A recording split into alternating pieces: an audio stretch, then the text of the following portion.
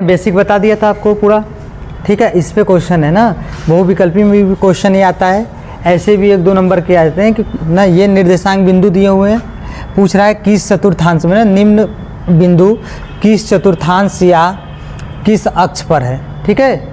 ये क्वेश्चन है आपका, तो ये क्वेश्चन आपके हैं सब, कौन सा किस पर है इसको देखते ना।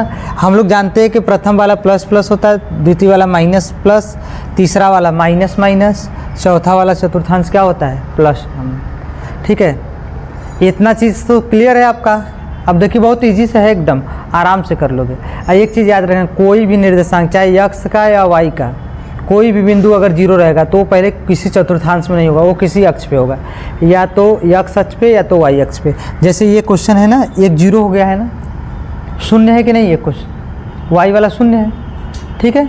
तो ये जान जाना कि इसमें ये न तो प्रथम चतुर्थांश हो, न सेकंड वाला होगा, न थर्ड वाला हो, न फोर्थ वाला होगा। ये किसी अक्ष पे, या तो x अक्ष पे होगा या तो y अक्ष पे होगा ना। समझ में आ रहा है ना। तो देखते हैं, देखिए पहला क्वेश्चन क्या है, -3,5 ना, यानी पहला वाला क्या है माइनस है, x वाला माइनस, y वाला क्या है प्लस, यानी पहला माइनस दूसरा प्लस।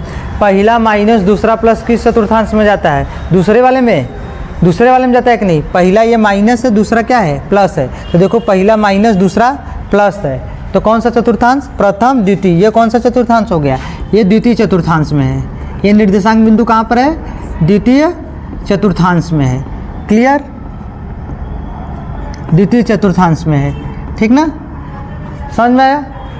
आगे देखिए, अब देखिए दोनों प्लस है, 4 और 7 दोनों क्या है प्लस में है ना, कोई माइनस नहीं, दोनों प्लस किस में होता है, प्रथम चतुर्थांश में। किस में, प्रथम चतुर्थांश में। तो प्रथम वाला क्या है, दोनों प्लस होता है ना, देख लो यहाँ पे ये है, तो प्रथम चतुर्थांश तो ये किस में है, ये निर्देशांक बिंदु प्रथम चतुर्थांश में है। किस में है, प्रथम चतुर्थांश में है। किस में है, प्रथम चतुर्थांश में है।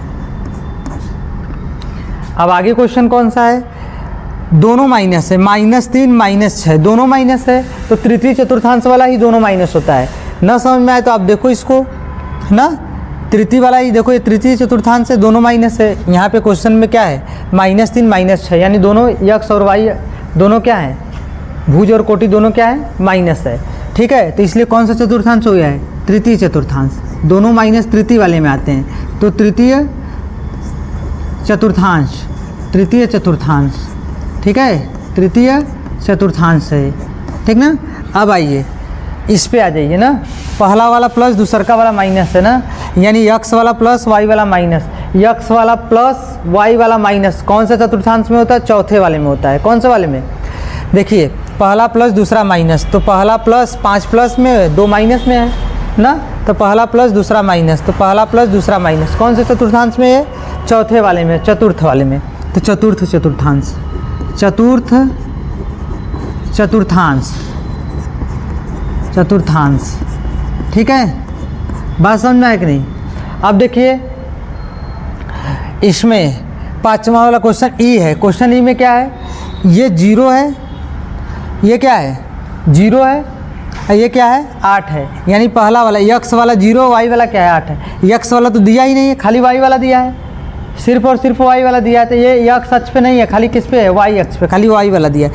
x 0 हो गया, y पे दिया है, तो क्या हो जाएगा, ये y अक्ष पर है। किस पर है, y अक्ष पर है। किस पर है, y अक्ष पर है, ये निर्देशांक किस पर है, y अक्ष पे है। यदि अब देखिए पहला वाला x क्या है 9 है, y क्या है 0 है ना, तो खाली x पे चला, y पे चला ही नहीं है, तो खाली x पे चला तो कौन सा चतुर्थांश, अरे कौन सा अक्ष, x अक्ष, कौन सा अक्ष, x अक्ष पर है, ठीक है, समझ में आया, क्लियर ये क्वेश्चन सभी।